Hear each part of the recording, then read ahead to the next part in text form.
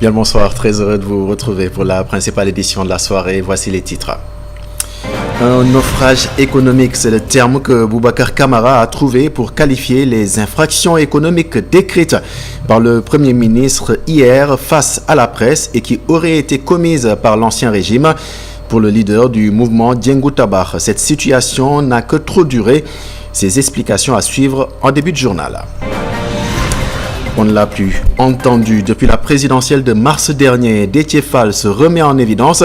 Face à la presse, il est revenu sur ses relations avec les tenants du pouvoir avant de donner les raisons de son intégration dans la coalition Sam Sakado. Ils étaient bloqués en Libye, ils sont au nombre de 195 et ont été rapatriés ce jeudi à Dakar. Des jeunes migrants sénégalais ont ainsi donc bénéficié d'un programme de rapatriement qui entre dans le cadre d'un partenariat entre l'État du Sénégal et l'Organisation internationale pour les migrations. On vous dit tout dans quelques minutes. Connaissez-vous la deuxième langue africaine qui bénéficie d'une journée mondiale adoptée par l'UNESCO ? Il s'agit de la langue soninké. Instituée en octobre 2023, la journée en question a été célébrée le 25 septembre dernier. Les soninké du pays l'ont fêtée à la Maison de la Culture d'Outasek.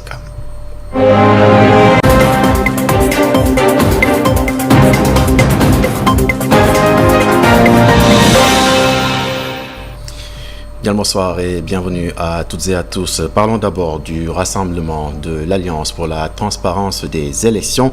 Ce cadre de l'opposition avait projeté d'organiser une manifestation ce jour à la place de la Nation de 14h à 19h30.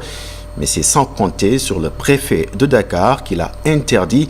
Et puis pour motiver sa décision, l'autorité administrative a soutenu qu'une enquête diligentée par les services compétents lui a donc informé que le site retenu pour abriter la manifestation est contigu à la voie de circulation du bus Rapid Transit.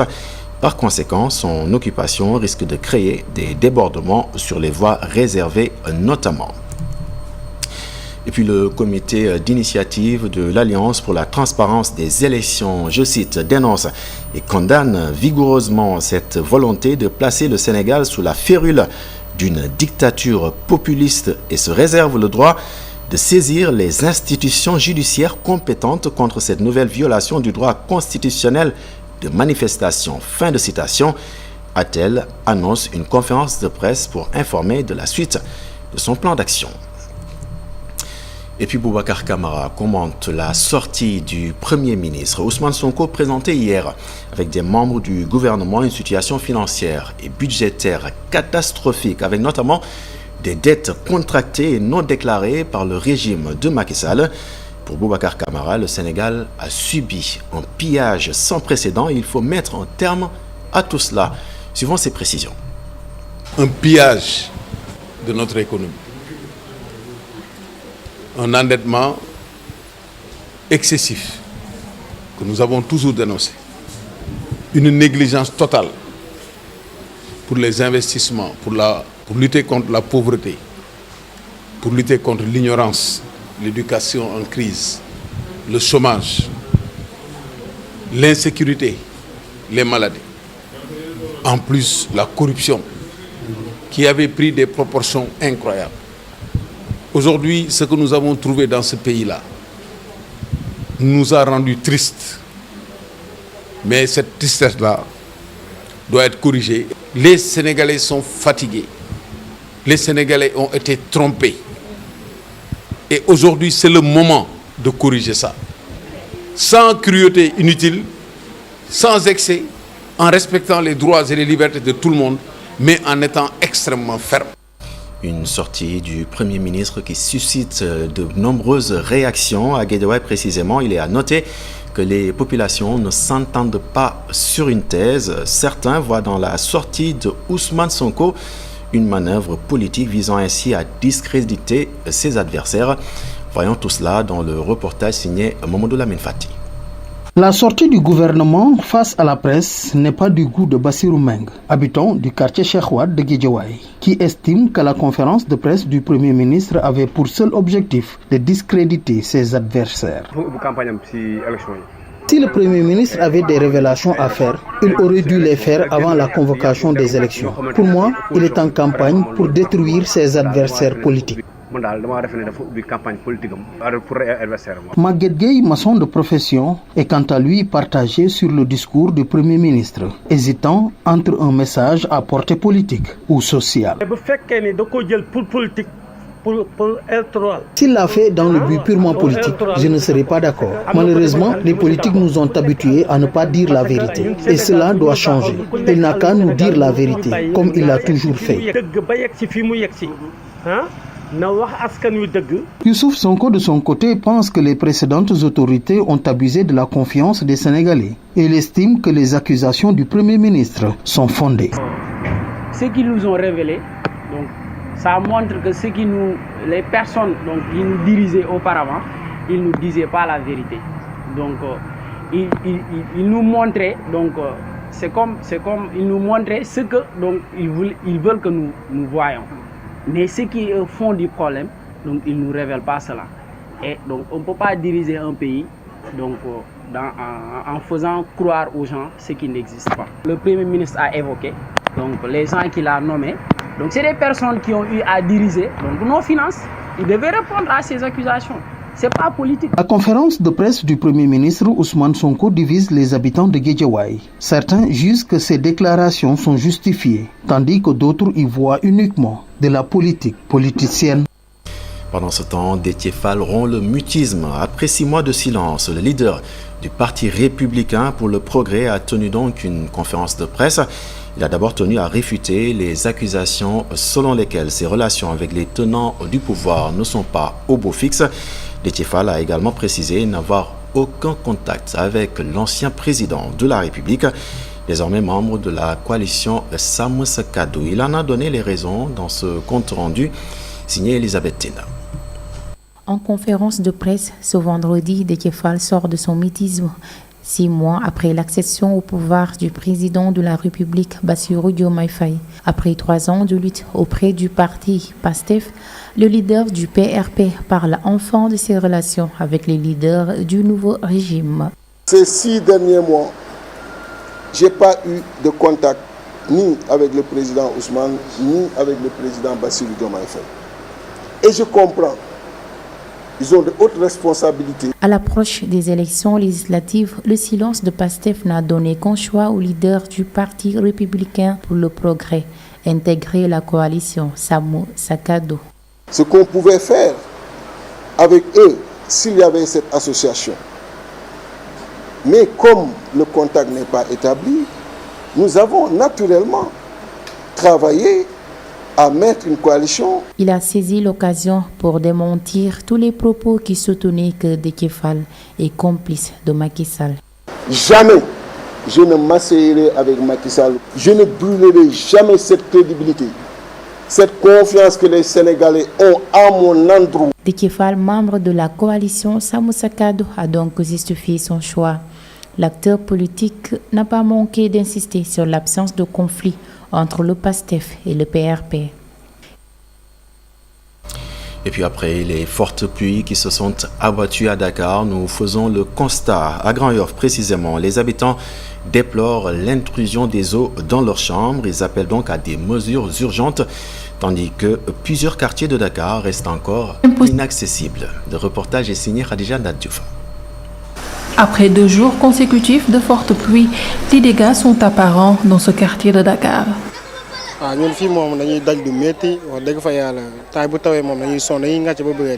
Dans cette maison située à Arafat de Grand-Yoff, les habitants n'ont pas dormi de la nuit à cause des eaux de pluie qui se sont infiltrées jusque dans leurs chambres, affirme Dominique.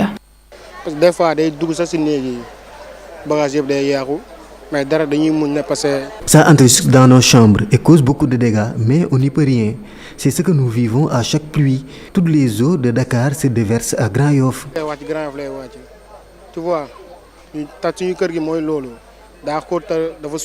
Des dégâts matériels ont aussi été enregistrés. Nous avons perdu beaucoup de nos matériels. L'eau était partout, même dans nos chambres. Pour ces habitants, il est impossible d'accéder à leur domicile sans marcher dans l'eau, une situation déplorée par Youssou, un habitant de ce quartier qui demande des mesures appropriées.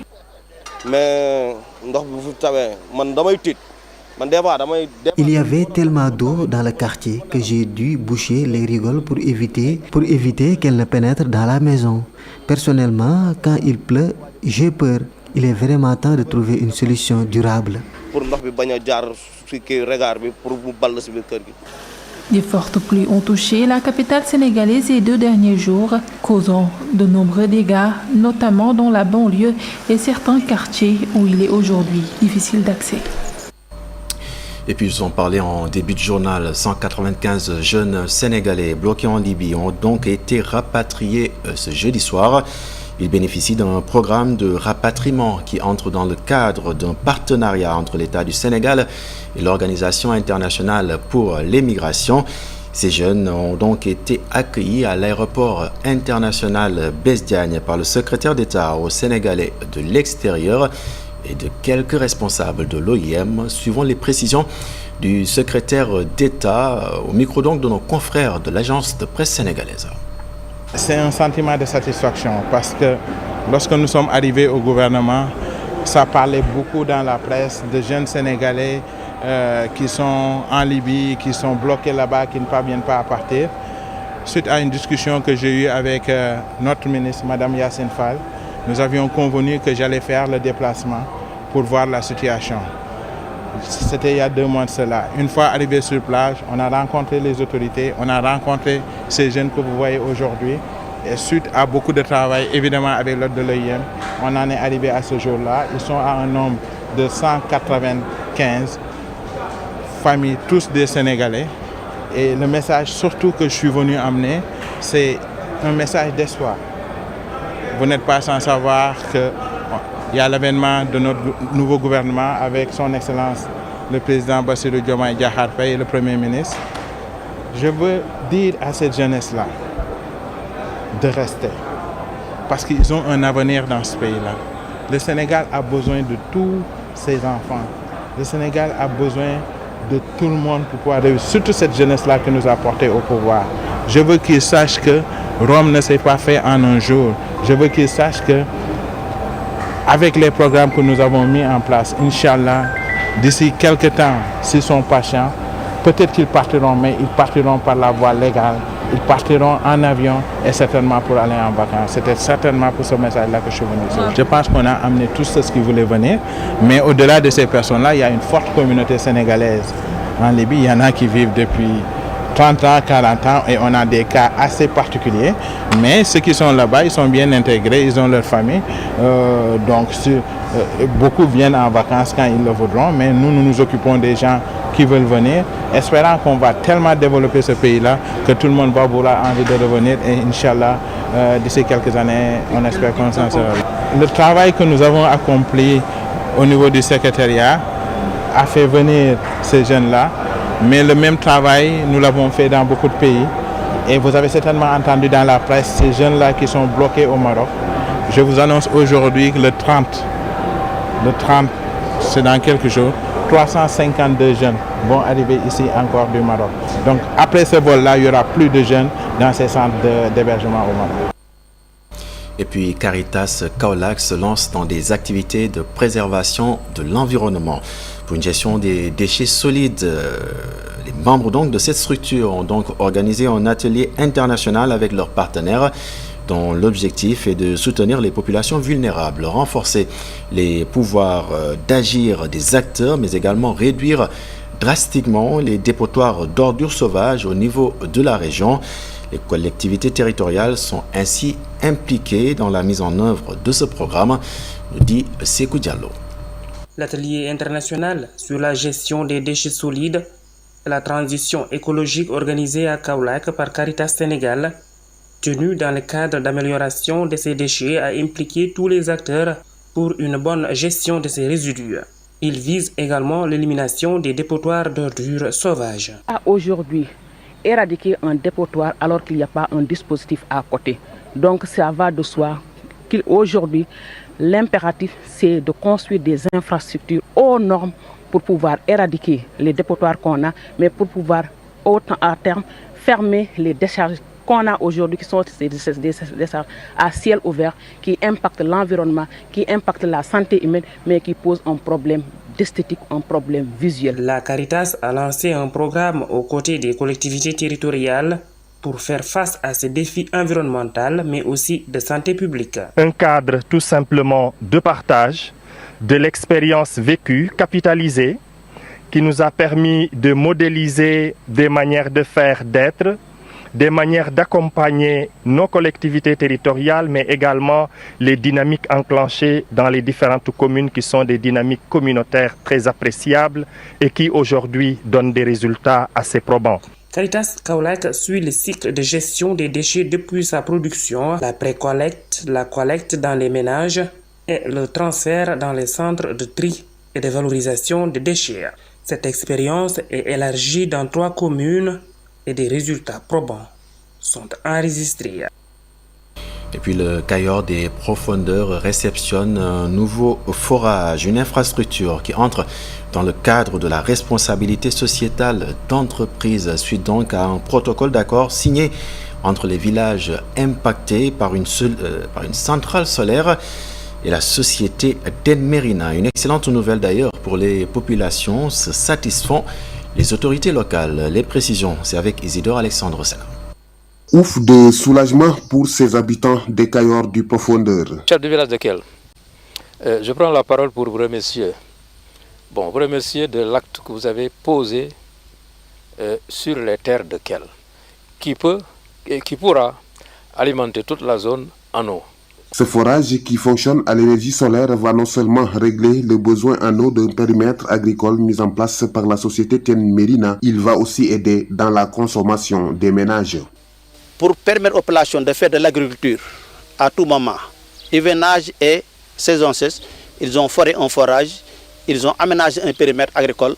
Maintenant, il reste aux populations d'aller travailler. Un forage, un château d'eau et des installations solaires, Tenmerina a apporté sa pierre à l'édifice. On va dire que cette réalisation est entre, je dirais, 150 millions pour la mise en place du château d'eau, du forage, du périmètre maraîcher. Jusque-là, le protocole d'accord qui lie la société Tenmerina à la commune de Mérina Dakar est respecté, du moins selon les deux parties. La délimitation du périmètre de la centrale, Cheikh Anta Diop, 6 à Mbouki, jusqu'à nos jours, j'ai été toujours présent. Donc je connais beaucoup de péripéties. Alhamdulillah, ils ont respecté le cahier de charge. Pour l'acquisition de ces terres, il a été question d'indemniser les populations. Aujourd'hui, nous avons ficelé un protocole d'accord avec ces populations-là qui prend en compte beaucoup de domaines, entre autres l'installation, la mise en place d'un périmètre maraîcher de 14 hectares que le projet devait mettre en place, équiper et céder au pas. En sport, l'AS Vision Foot propose un encadrement technique adapté aux jeunes joueurs au niveau de la banlieue de Dakar. Un outil important dans la carrière de ces jeunes qui parfois sont confrontés à la problématique du manque de moyens. Les détails avec Momodou Lamine Fati. Sacerdoce qu'ils prennent à cœur pour l'encadrement des jeunes dans le football professionnel. L'AS Vision Foot en a fait sa priorité. Si vous habitez dans les zones reculées, dans les banlieues les plus populaires, peut-être vous avez eu l'objectif, l'intention d'aider la jeunesse. Il faut être une personne de référence, une personne exemplaire, une personne motivée, avoir également de l'émotion, des ressentis aux populations, à la jeunesse. Parce que dans les zones reculées, on sait très bien que les moyens ne sont pas suffisants. Donc il va falloir que tu prends le temps de discuter, d'échanger, de prendre ses responsabilités pour accompagner les joueurs. La formation des jeunes de la petite catégorie demande non seulement un grand engagement, mais aussi des compétences techniques spécifiques. Le football professionnel, ce n'est pas toujours facile, parce que la formation se focalise également sur une méthodologie de travail, à savoir, je veux même dire l'organigramme, parce que chaque structure de football devait avoir l'organigramme de travail, c'est-à-dire avoir des exercices des exercices adéquats, à savoir des jeux de coordination, des jeux de perception, position, de jeux de vagues ou de jeux de vagues ou de situation, voire même des jeux libres entre autres. Pour Ngagne Djigal, encadreur dans une école de foot, le manque de moyens et de soutien complique considérablement la progression des jeunes. Si ce n'était par exemple le manque d'accompagnement de nos autorités, je sais que le Sénégal, qui vient d'avoir des trophées continentaux, pourrait dépasser depuis lors ce stade. La promotion des petites catégories dans le football en banlieue est un véritable défi, aggravé par l'absence de ressources financières dans les écoles de football. C'est pourquoi l'AS Vision Foot souhaite se donner les moyens nécessaires pour accomplir cette mission avec succès.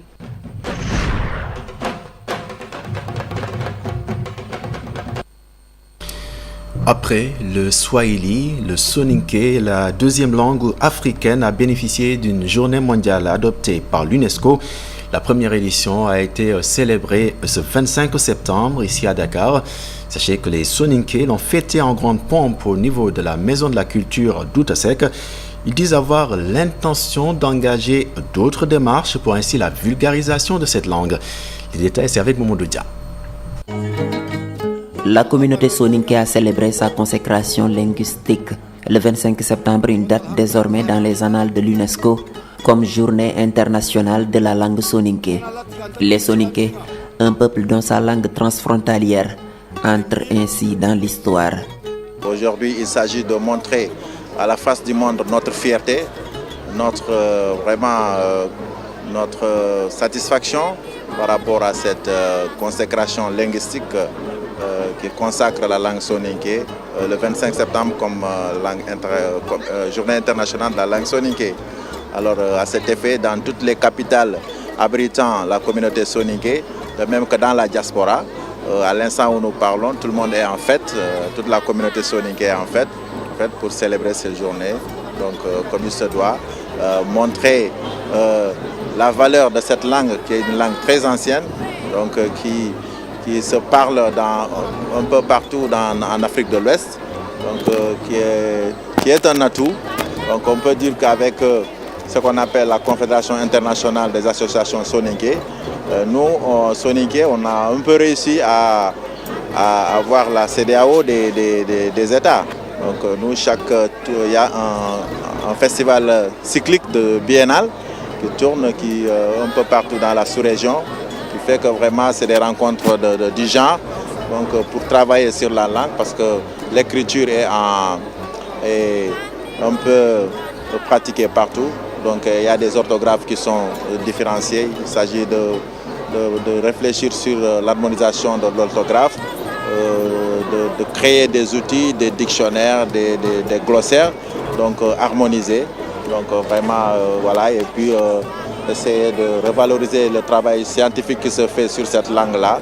Donc c'est ça qui a valu aujourd'hui, d'ailleurs, que l'UNESCO ait porté son choix. Si les femmes sont ici aujourd'hui, et moi-même, en tant que femme actrice de développement, on va œuvrer pour le développement socio-économique de la femme soninké, mais en particulier des femmes soninké du monde. Donc, on œuvre pour la promotion de la langue soninké. Les soninké, appelés Sarakhole par les Wolofs, sont un peuple présent en Afrique de l'Ouest. L'historien Abdoulaye Bathily évoque une origine saharienne des soninké qui auraient migré vers le Sahel au fur et à mesure de l'assèchement du climat au 3e millénaire avant Jésus-Christ. Cette consécration, une reconnaissance de l'UNESCO saluée par le ministère de la Culture par la voix du Conseil technique au cabinet du secrétaire d'État à la culture, aux industries créatives et au patrimoine historique, représentant du ministre de la Culture. La langue soninké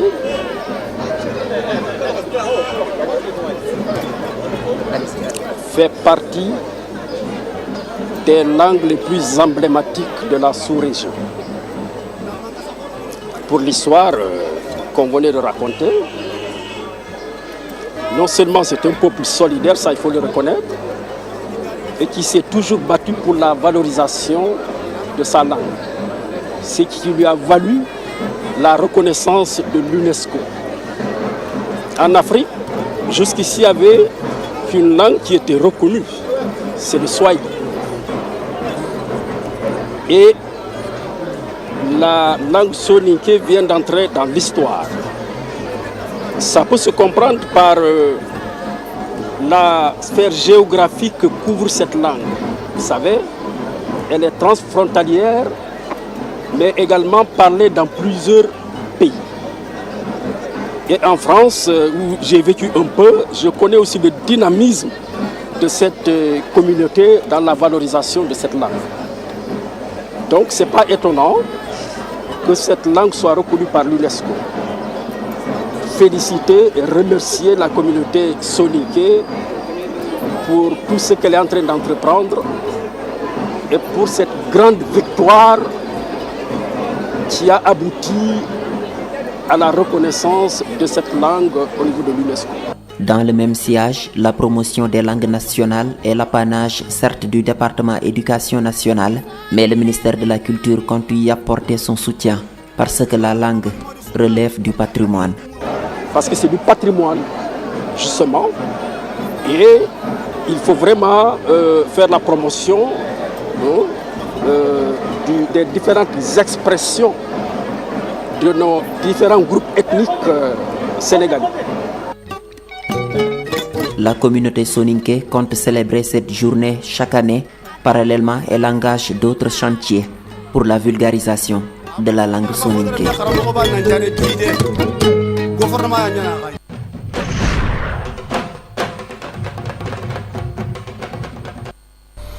Élément donc signé par le très culturel Momodou Dieng qui nous rappelle ainsi donc l'importance des langues nationales.